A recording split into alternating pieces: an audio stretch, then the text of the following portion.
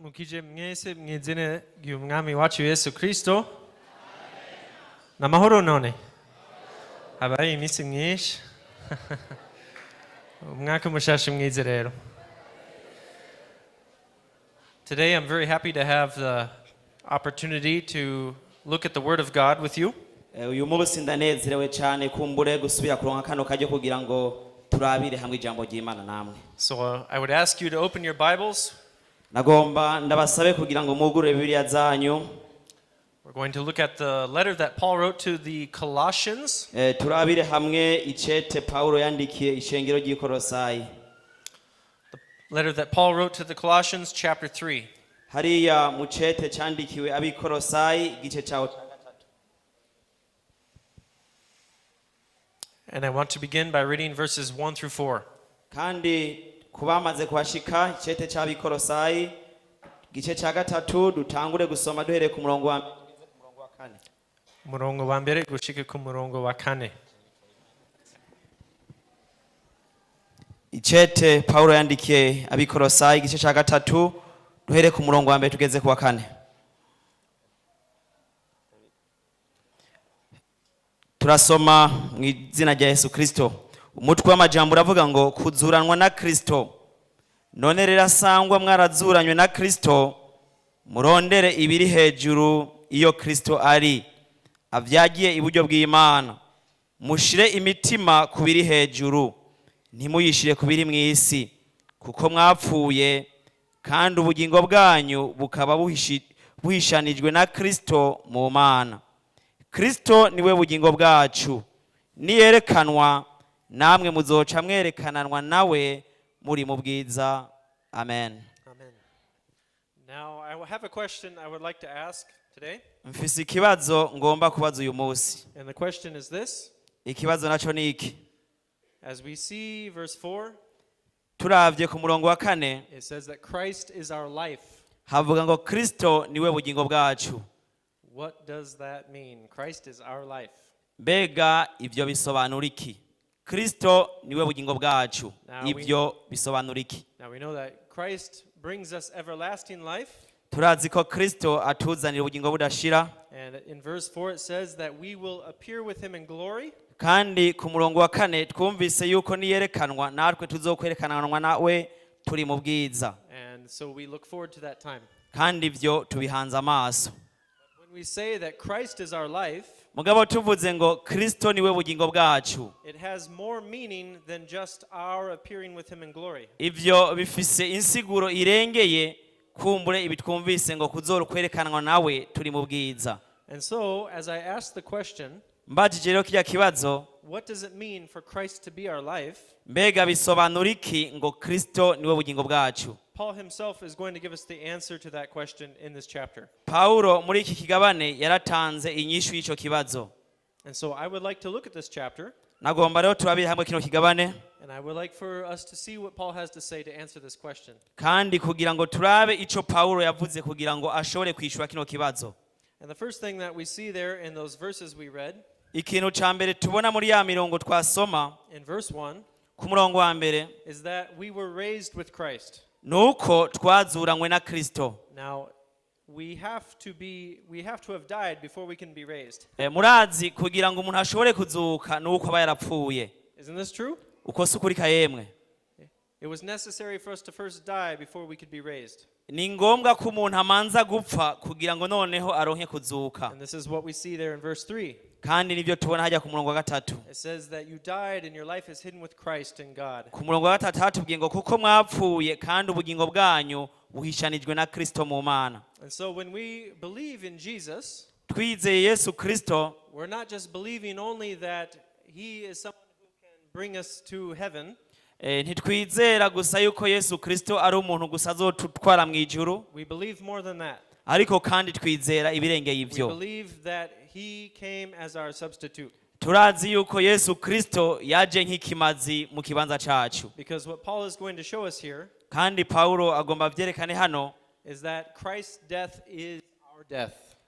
aho Paulo yerekana yuko urupfu rwa Kristo twaruharuweko rucika urupfu rwacu. That his resurrection is our resurrection. Kandi n'ukuzuka kwa Kristo twabiharuweko, noneho kuzuka kwa Kristo kuba kuzuka kwacu. And so when Jesus died, Rero igihe Yesu yapfa, he died to be punished for us. yapfuye kugira ngo ahanwe igihano twari guhanwa.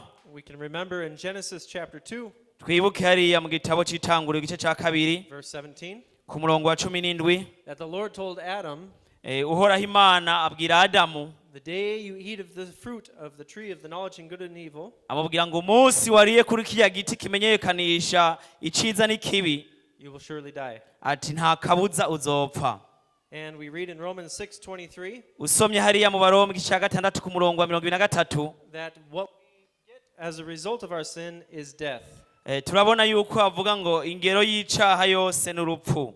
And in the book of Leviticus, Hariya mu gitabo c'Abalewi, the Lord gave the Israelites the blood of an animal that could bring atonement for them. uhoraho Imana asesa amaraso y'igikoko kugira ngo baronke ugucungwa canke baronke impongano. And in Hebrews chapter 9:22, Hariya mu Baheburayo igice c'icenda ku murongo wa 22, the writer says, if no blood is shed, then there can be no forgiveness. umwanditsi w'ico gitabo c'Abaheburayo yavuze ngo iyo hatabaye uguseseka kw'amaraso ntihabone kuguharirwa ivyaha. So Jesus died our death for us. Rero Yesu Kristo yarapfuye mu gishingo cacu. But as we consider how he died, Mugabo dushize mu gaciro urupfu rwiwe, we see that he also came back to life. turabona yuko amaze gupfa yasubiriye kandi arazuka. Death did not have victory over him. Ni kuvuga ngo urupfu ntabwo rwamunesheje. And when we trust in the Lord Jesus, Kandi twize Yesu Kristo, it means that we believe God, bisigura ngo twize Imana, and we believe that God sent Jesus to do this work for us. kandi tukaba twizeye yuko Imana yarungitse Yesu Kristo kugira ngo akore ico gikorwa ku bwacu. And so, as we consider the death that Jesus died for us, Dushize rero mu gaciro urupfu Yesu Kristo yadupfiriye, and if we look at what Paul says in Romans chapter 6, tukaraba amajambo Paulo yavuze hariya mu Baroma igice ca gatandatu, and we don't have time to read it today, I'm just going to summarize. nta mwanya dufise wo kwasoma, ndabivuga kumbure mu ncamake. If we read Romans 6, Dusomye Abaroma igice ca gatandatu verses 1 through 13, duhereye ku murongo wa mbere kugeza ku murongo wa 13, Paul takes time to explain to us Paulo yafashe akanya kugira ngo adusobanurire that we died when Christ died.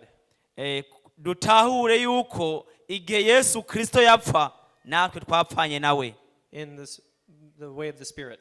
muri ubu buryo mu buryo bw'impwemu. And when Jesus was resurrected, we also were raised with him in the spiritual way. Kandi n'igihe Yesu Kristo yazuka natwe abamwizeye twazukanye nawe mu buryo bw'impwemu. And I want to read just a few verses from that passage. Ngomba dusome imirongo mike yo ngaho mu Baroma. Romans 6, and let's read verse 6. Abaroma igice ca gatandatu dusome ku murongo wa gatandatu. Haravuga ngo kandi tumenye iki yuko umuntu wacu wa kera yabambanywe nawe kugira ngo umubiri w'icaha uhindurwe ubusa ntitwame tujakariye icaha. Amen. Let's continue reading verses 10 and 11. Dusome no ku murongo wa 10 na 11. 10 haravuga ngo uko gupfa yapfuye niho yapfuye rimwe ku caha, ariko ko ariho ari uw'Imana. 11 abe ariko namwe mwiyumvira ko mwapfuye ku caha, ariko ko muriho muri ab'Imana muri Kristo Yesu. Amen. And so we see here turabona hano that when we consider what Paul says in Colossians, tugerageje kumbure gushira mu gaciro aya majambo Paulo yabwiye abikorosayi, when he says that Christ is our life, avuze ngo Kristo niwo bugingo bwacu, and when he says you died and your life is hidden with Christ, kandi avuze ngo mwapfanye nawe kandi ubugingo bwanyu buhishanijwe muri Kristo, and when he says you were raised with Christ, ngo kandi mwazuranywe nawe, he's speaking about more than just us arriving in heaven. ariko avuga ibirenge iby'uko tuzoba mu ijuru. He's talking about the fact that sin no longer has power in our lives. ariko agerageza kwerekana ingene icaha kitagifise inkomezi mu bugingo bwacu. It does not have the same power that it had before. ni kuvuga ngo icaha ntikigifise inkomezi nk'izo cahoze gifise mu bugingo bwacu. It is no longer our master. ni kuvuga ngo icaha ntakiri databuja wacu. And so as Paul is thinking about these things, rero Pawulo ariko yiyumvira kuri ibi bintu, he is going to use that truth agomba akoreshwa kuri to speak to us kugira ngo atubwire about what it means to walk day by day in a life that is the life of Christ. atubwire ingene umuntu abwirizwa kugenda umunsi ku munsi agendera muri Kristo. So as we look at Colossians chapter 3, turavye hariya mu cete c'abikorosayi igice ca gatatu, we're going to see the ideas that he speaks there. turaza kubona iciyumviro kihavugwa. And so let's reread verses 1 and 2. reka dusome kandi abikorosayi igice ca gatatu ku murongo wa 2 n'uwa 3. haravuga ngo mushire imitima ku biri hejuru, ntimuyishire ku biri mw'isi, kuko mwapfuye kandi ubugingo bwanyu bukaba buhishanijwe na Kristo mu Mana. Thank you. And so we see that here he's saying we should be setting our mind on things above, not on things of earth. aha tubwira ngo dushire imitima yacu ku biri hejuru, ntituyishire ku biri mw'isi. And what he's saying here is that our thoughts, our ways, and our thinking should be changed by this truth that Christ is our life. aha Pawulo ariko agomba kugira ngo atubwire yuko tudakwiye gushira ubwenge bwacu ku bintu byo ngaha kw'isi, ariko tubushire ku biri hejuru. Now, one thing I want to look at here in this chapter ikindi kintu ngomba ko turabira hamwe muri kigabane is found in verses 9 and 10. kiboneka ku murongo w'9 na 10. And this is going to be the central idea to this whole chapter. kandi iki ni iciyumviro shingiro c'iki kigabane cyose. Because here he talks about how this happened. There is a new man and an old man that we have received as we trusted Christ. aha hatwereka iciyumviro c'umuntu wa kera n'umuntu mushasha twaronse tumaze kwizera Yesu Kristo. And so let's read verses 9 and 10. dusome ku murongo w'9 na 10. murongo w'9 uravuga ngo ntimukabeshane, kuko mwiyambuye umuntu wa kera n'ibikorwa vyiwe. 10 mukambara umuntu musha ahindurwa musha ngo agire ubwenge, amere nk'ishusho y'iyamuremye. Amen. Amen. And so what we have here is we have two people.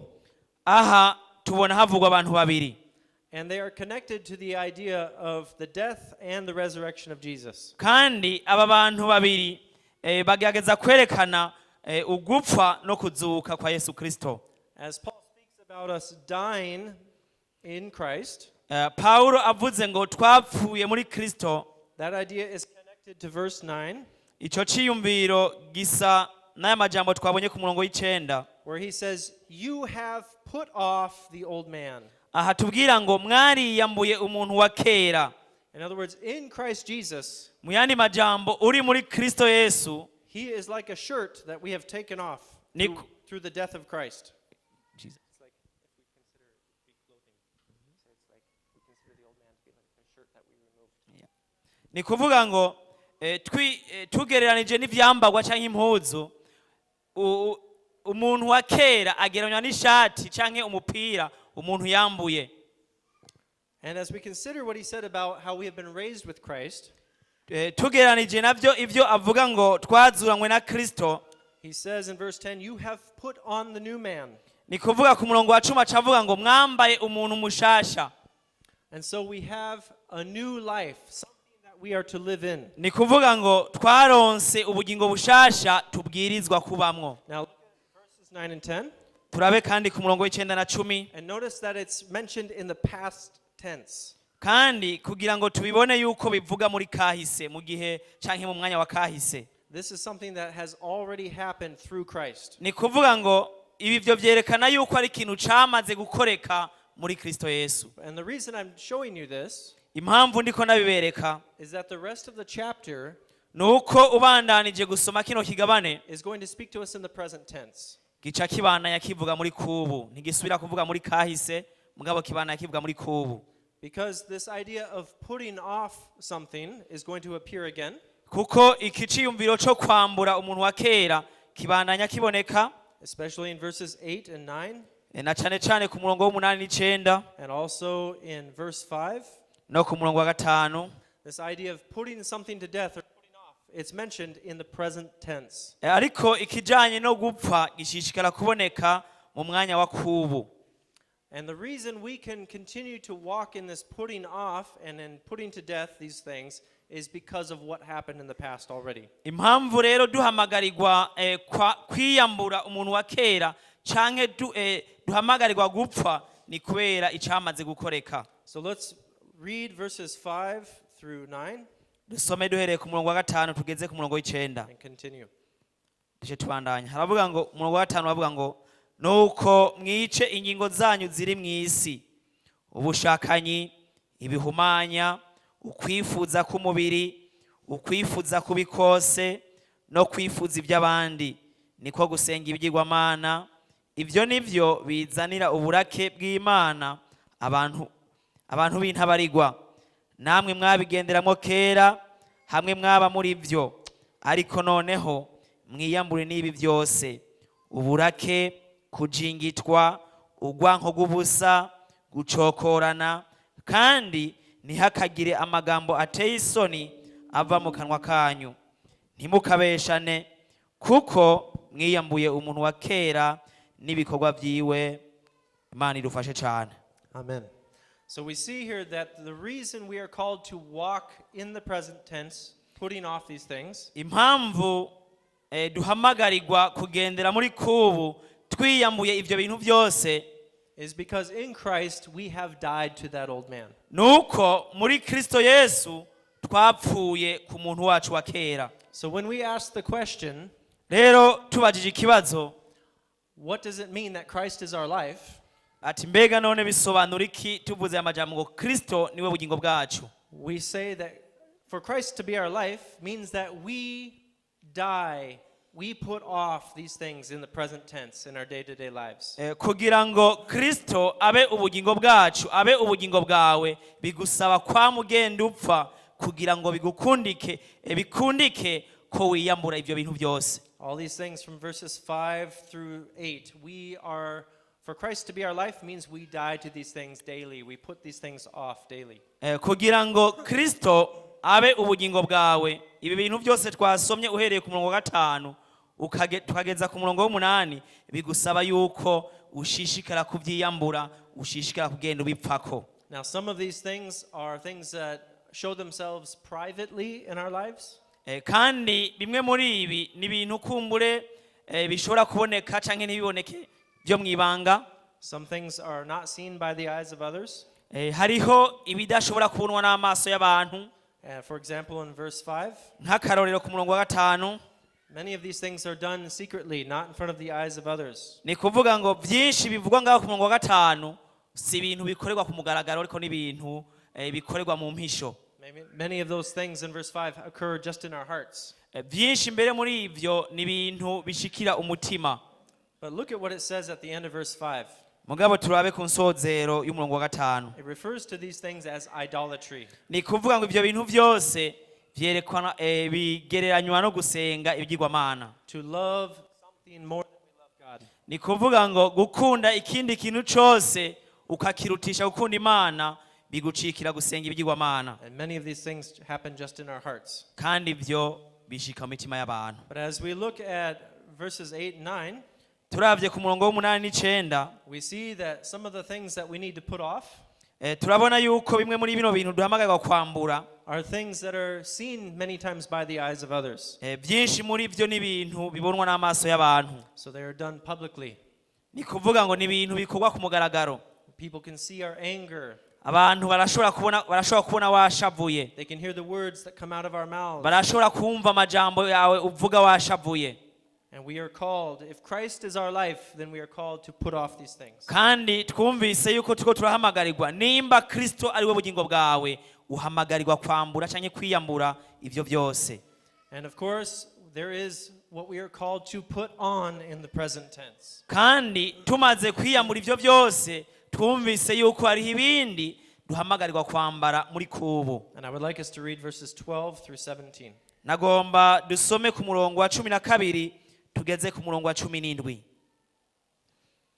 12 havuga ngo nuko rero nk'uko bibereye abaturanijwe n'Imana bera bakundwa nayo, mwambare umutima w'ikigongwe n'ineza no kwicisha bugufi no gutekereza no kwihangana, mwihanganirana muharirana iyo umuntu agize ico apfa n'uwundi, nk'uko umwami wacu yabahariye namwe abe ariko muharirana. Ikigeretse kuri ivyo byose, mwambara urukundo, nigwo mugozi uzana ugutungana, kandi amahoro ya Kristo aganze mu mitima yanyu, ayo mwahamagariwe ngo mube umubiri umwe kandi mube abama bakenguruka.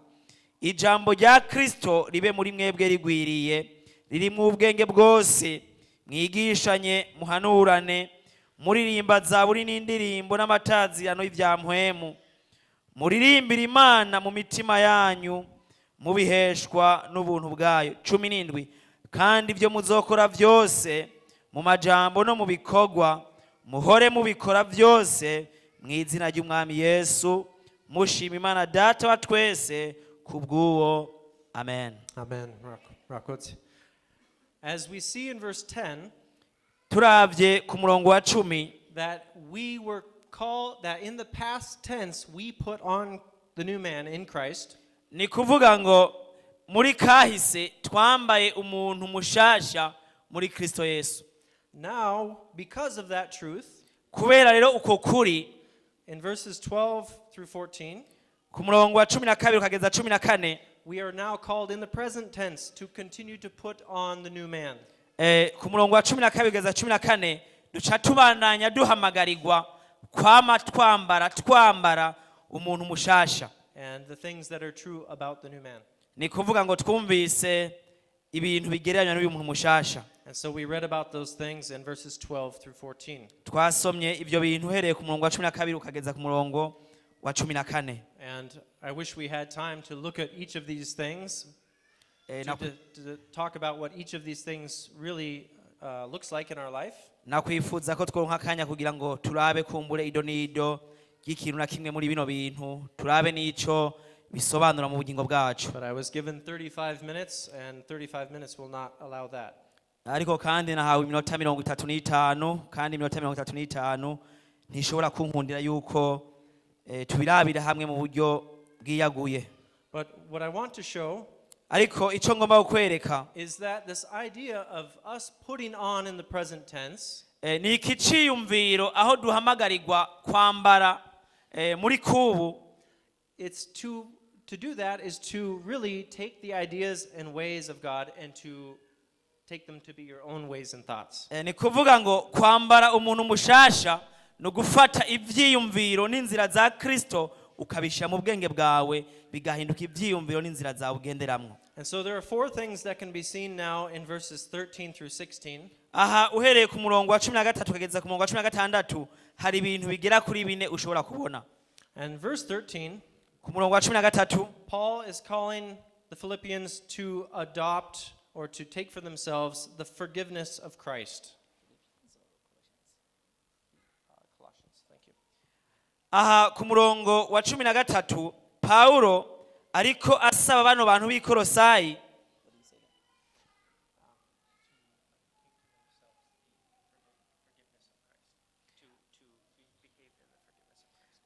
aha Paulo ariko avugana na bano bantu b'Ikolosayi abahamagarira kugira ngo noneho bibuke imbabazi za Kristo, and to demonstrate that themselves. kandi nabo izo mbabazi bazerekane bababarirane. So, the first thing, they are to demonstrate the forgiveness of Christ. Ni kuvuga ikintu ca mbere Paulo ariko asaba bano bantu b'Ikolosayi kugira ngo bame ari abantu berekana imbabazi. Let's read that passage. Reka dusoma aho hantu. Verses 13 through 16. Dusome 13 tugeze 16.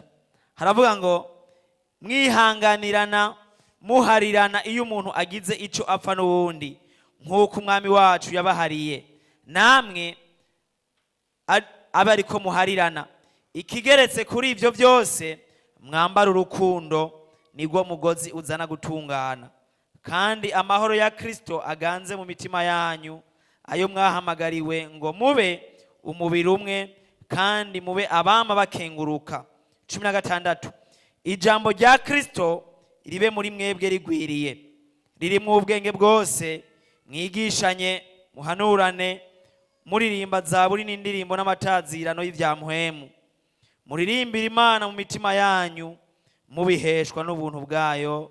Amen. Amen. So in verse 13, Ku murongo wa 13, the thing that we see there is the forgiveness. ibintu tuhabona mu majambo make nibijanye n'imbabazi. We are to demonstrate to others the forgiveness that was shown to us. Duhamagarirwa kubabarira abandi So the forgiveness of Christ or of God, nk'uko Kristo yaduhariye. and so the next thing we see in verse 14, Ikigira kabiri kiboneka ku murongo wa 14, and it is the love that we are to show. We are to put on love. aho duhamagarirwa kwambara urukundo. Now in John chapter 13, Hariya muri Yohana igice cya 13, Jesus told his disciples, Yesu yabwiye abigishwa biwe I am giving you a new commandment. ngo ndabahaye icagezwe gisha, I want you to love one another ngo ndagomba yuko mukundana in the way that I have loved you. nk'uko nanjye nabakunze. And this was very different for them Kandi ibyo ntibyari biboroheye, because the Old Testament law kuko ibyagezwe byo mu isezerano rya kera, had told them to love one another as they loved themselves. kuko ibyagezwe byo mu isezerano rya kera byababwira ngo bakunde bagenzi babo nk'uko bikunda. But Jesus says, I am giving you a new way to love, and that is to love each other as I have loved you. Mugabo Yesu ababwira ngo ndabahaye icagezwe gisha, umuntu wese akunde mugenzi we nk'uko namukunze. And so this is the love that we are to put on. Rero ubwo nibwo rukundo natwe duhamagarirwa kwambara, We are to put on the love of Christ and to show that to others. kugira ngo twambare urukundo rwa Kristo kandi turugaragaze ku bandi. In verse 15, we see the third thing. Ku murongo wa 15 tuhabona ikintu gira gatatu, That is the peace of God.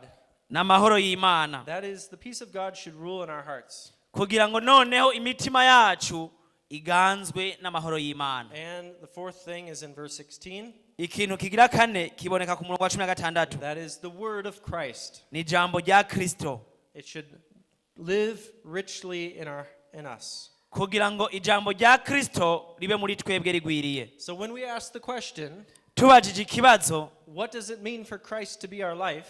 ati none bisobanura iki tuvuze ngo Kristo niwe bugingo bwacu? We remember Twibutse that we died in him yuko twapfuye muri Kristo, and that we were raised with him. twapfanye nawe kandi tuzuranwa nawe. And that truth Kandi uko kuri in the past muri kahise, now brings something for us to live in the present. uko kuri ko muri kahise guca kuzana ikintu cyo muri kubu duhamagarirwa kubamwo. In the present, we are to put off the things of the old man. Muri kubu ni kuvuga ngo duca duhamagarirwa kwiyambura umuntu wa kera n'ibikorwa byiwe byose. In the present, we are to put on the new man, Noneho muri kubu duce twambara umuntu musha. which means we are to take the ways and thoughts of God and we are to make them our ways and our thoughts. Ivyo navyo bisigura ngo duca dufata ivyiyumviro n'inzira z'Imana bigahinduka ivyiyumviro byacu n'inzira tugenderamwo, We are to forgive others as Christ forgave us. kugira ngo duharire abandi nk'uko Kristo yaduhariye, We are to love others as Christ loved us. dukunda abandi nk'uko Kristo yadukunze, We are to let the peace of God rule in our hearts. kugira ngo tureke amahoro ya Kristo aba ari yaganza mu mitima We yacu, are to let the word of God live in us in a rich way. kandi kugira ngo duha akaryo kw'ijambo ry'Imana riba muri twebwe rigwiriye. And in verse 17, Ku murongo wa 17 it says that we should do whatever we say and whatever we do, it should be in the name of the Lord Jesus. ngo kandi ivyo mukora byose mubikore mukenguruka mu izina rya Kristo Yesu. Now, what does that mean? Mbega ivyo bisobanura iki? Does that mean that we can do or say anything we want, and as long as we say in the name of Jesus, then we have his authority? Vyoba bisigura yuko ukora ivyo ari vyo byose ugaca ubikora mu izina rya Yesu n'ububasha bwiwe? No, that's not what it means. Si ico bisobanura. It means we are called to represent the name of Christ accurately. Ni kuvuga ngo twabwirizwa kwerekana Kristo mu kuri. In other words, whatever we say and whatever we do, bisobanurwa ngo mu vyo tuvuga mu vyo dukora let it be done in a way that correctly represents the name of the Lord Jesus. reka tuvuge canke dukore mugabo kandi tuvuga kandi dukora ivyerekana Kristo. If I say something in English mvuze kumbura ikintu runaka mu Congereza and Parfait says something completely different, hama Parfait agaca asobanura ibinyuranye n'ivyo navuze, you know that as the translator, he's speaking in my name. murazi nk'umusobanuzi avuga mu izina ryanje Sivyo. But if he speaks something that's different than what I said, mugabo kandi hamwe yovuga ibitandukanye n'ivyo navuze, you think he's speaking on my behalf in my authority, but he is not. He is deviated. mwoca mwibaza muti kumbure aha yavuga ivyo ushaka kutubwira mugabo siko vyoba vyagenze kuko yabacishije ku ruhande, sivyo? We also, natwe rero as Christ has told us, nk'uko Kristo yabitubwiye, according to how Christ's life is, dukurikije uko ubugingo bwa Kristo bumeze, in our words, mu majambo yacu, in our actions, mu vyo dukora, let us do those things according to the name of Jesus, so that we are correctly representing the name of the Lord Jesus. reka tuvuge canke dukore mu izina rya Kristo mugabo kandi tuzi neza yuko ivyo tuvuga vyerekana Kristo. And so we have this call to walk in.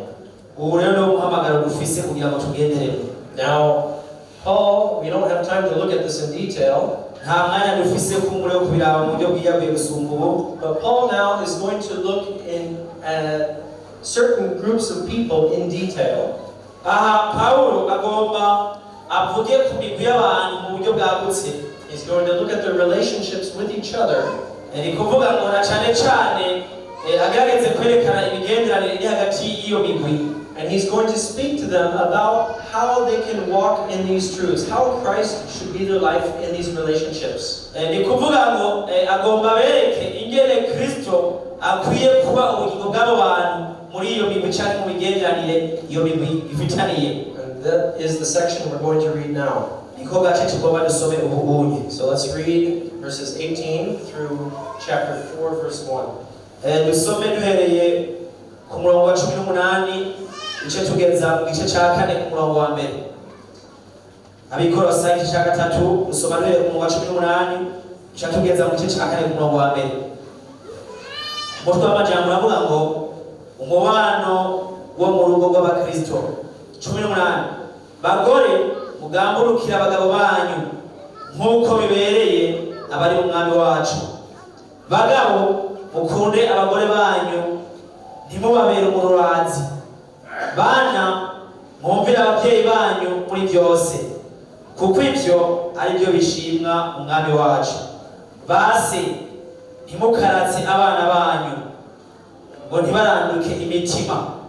Bagurano mwumvire ba shobuja bo ku mubiri muri byose, atari iyo babagarikiye gusa nk'abanezereza abantu, ariko mubakorere mutagira ubupfunya mu mitima yanyu, mwubaha shobuja mukuru.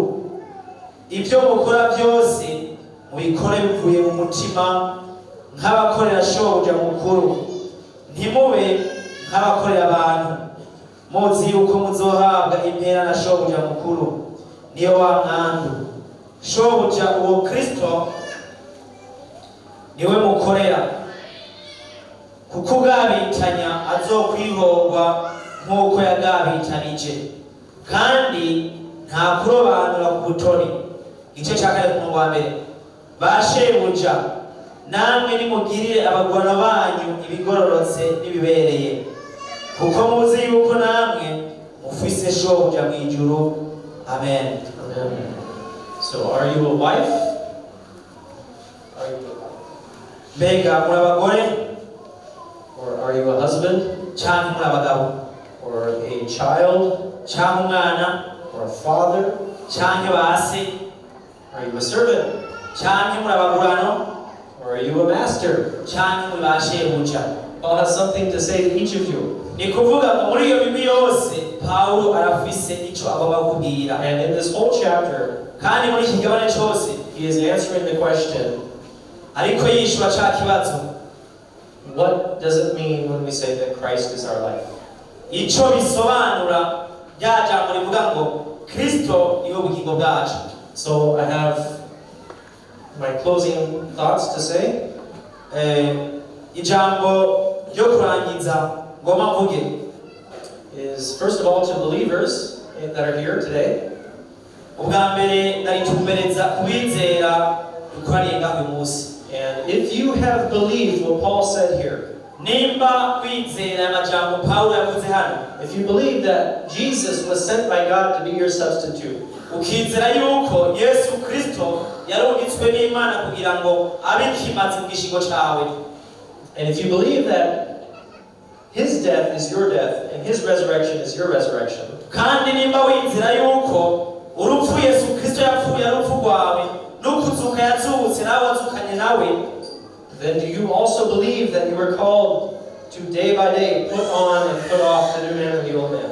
babwirizwa kandi guca wibuka yuko iminsi yose ugenda uhamagarirwa kwiyambura umuntu wa kera maze ukambara umuntu musha. Do you believe that?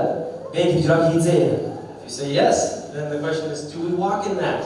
Nimba inyisho ari ego, ikibazo mbega ibyo urabigendera?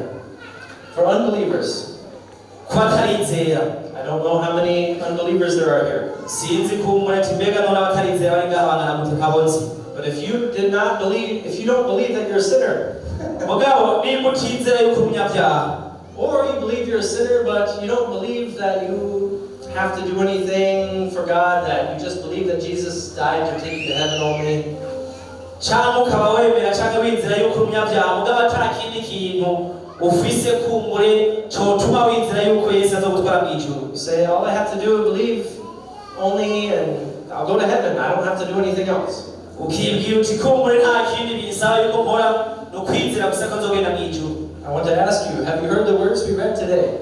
Nagomba nakubaze, mbega uba wumvise aya majambo twasomye uyu munsi?